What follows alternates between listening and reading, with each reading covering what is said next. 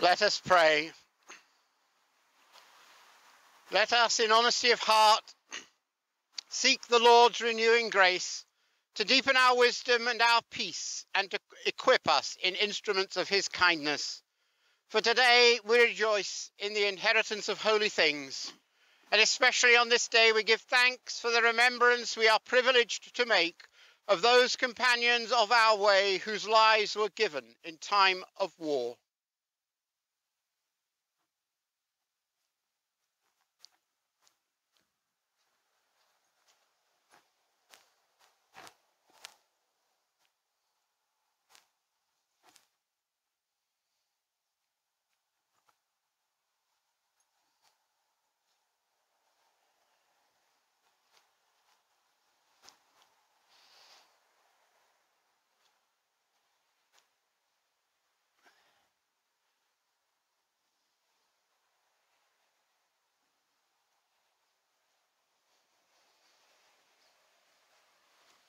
They shall not grow old, as we that are left grow old.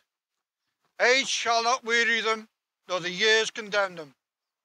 At the going down of the sun, and in the morning, we will remember them. We will remember them.